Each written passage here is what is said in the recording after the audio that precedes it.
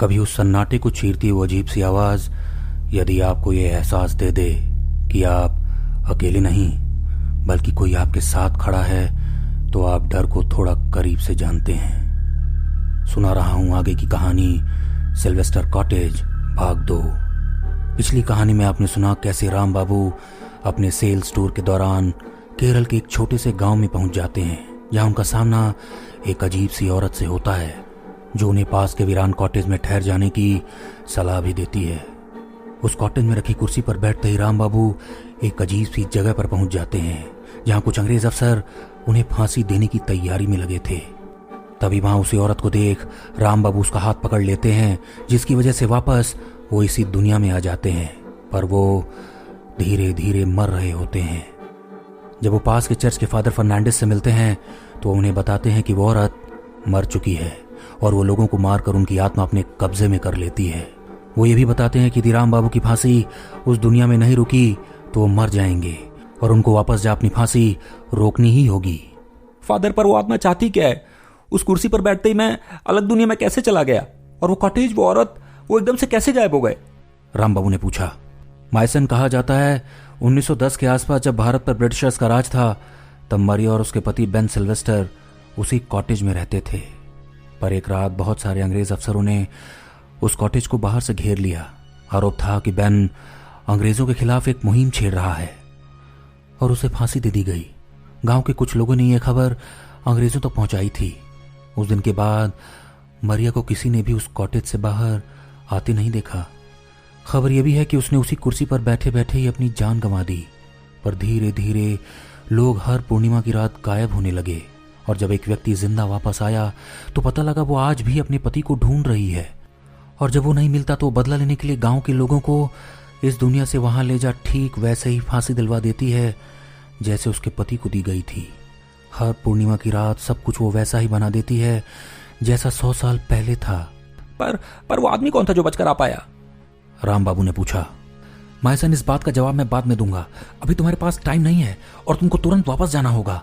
पर कैसे? वो तो मुझे देखते ही मार देगी। राम बाबू ने कहा। नहीं, वो तुम्हें इस दुनिया में नहीं मार सकती।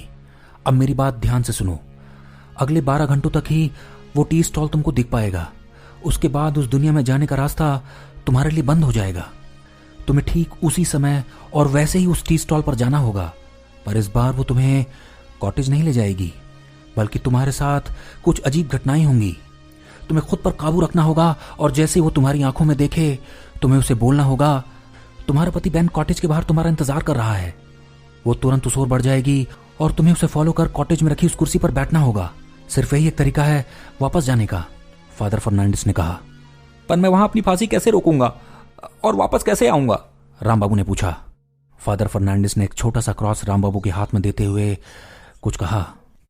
राम बाबू ठीक उसी समय उस जगह पहुंच गए जहां से उन्हें वो टी स्टॉल दिखा था। हवा के साथ बह रही उस डर की खामोशी को राम बाबू अपने चेहरे पर महसूस कर सकते थे। जब उन्हें वो रोशनी दिखी तो वो किसी तरह उस टी स्टॉल पर पहुंच गए। उन्होंने कांपती आवाज में कहा, कोई है? Hello hello. कुछ देर आवाज लगाने के बाद जैसे ही उल्टी ओर घूमे, ठीक सामने मरिया को खड़ा देख राम बाबू की चीख निकल गई। आज वो बिल्कुल अलग दिख रही थी। भयानक लाल बड़ी आंखों से वो राम बाबू को बस एकटक घूर रही थी और अजीब सी आवाज में कुछ बड़बड़ा रही थी। राम बाबू को भी कुछ समझ आ पाता, वो अपने आप को जमीन में जकड़ा पा रहे थे। जब उन्होंने अपने पांव की ओर देखा तो वो दर्द में कराहने लगे।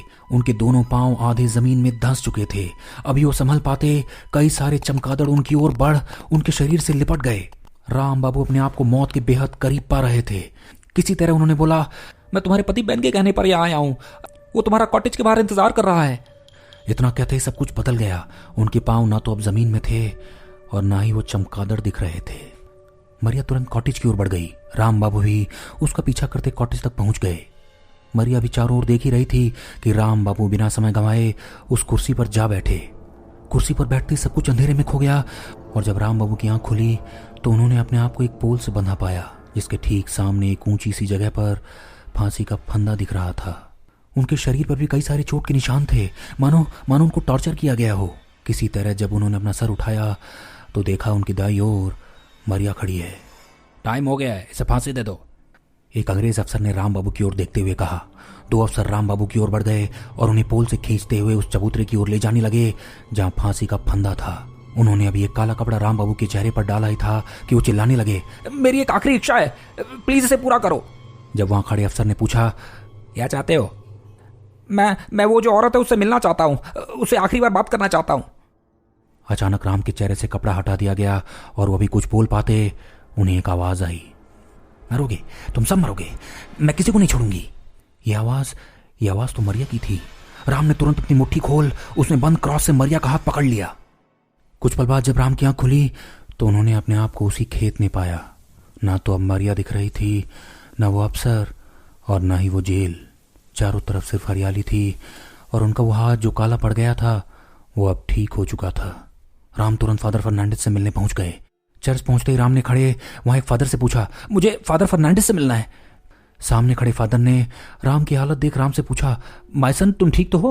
राम ने कहा, जी मैं बिल्कुल ठीक हूं, मुझे फादर फर्नांडिस से मिलना है। जब वहां खड़े फादर ने कहा, मैं ही फादर फर्नांडिस हूं, तो राम बाबू भौचक्के रह गए। वो बोले, नहीं मैं तो कल फादर फर्नांडिस से मिलके गया था। तभी वहां टंगी एक फोटो फ्रेम को देख राम बाबू ने कहा, ये फादर फर्नांडिस, हाँ मैं इनसे कल मिला था। वहां खड़े सभी लोग आश्चर्य से राम बाबू को देखने लगे। तभी वहां खड़े दूसरे फादर ने कहा, ये तो मेरे ग्रैंडफादर हैं, फादर पीटर फर्नांडिस, इन्हें मरे तो काफी समय हो चला है।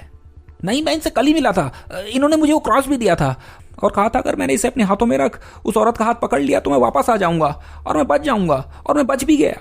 अभी राम बाबू कुछ और बोल पाते वहां खड़े फादर ने कहा, भाई सन मुझे सारी बात बताओ। जब राम बाबू ने सारी बात बताई तो फादर को सब समझ आ गया। उन्होंने कहा, उनके साथ भी कुछ ऐसा हुआ तो था, पर यह सच है या झूठ मैं नहीं जानता, लेकिन वो भी एक रात ऐसे ही गायब हो गए थे और वो अकेले ऐसे थे जो वापस आ पाए थे। शायद इसलिए ही वो तुम्हें बचा पाए। गांव के कई लोगों का कहना है उनकी आत्मा उन्हें आज भी दिखती है। शायद अच्छे और बुरे की इस लड़ाई में वो अच्छाई का साथ देने चले आते हैं।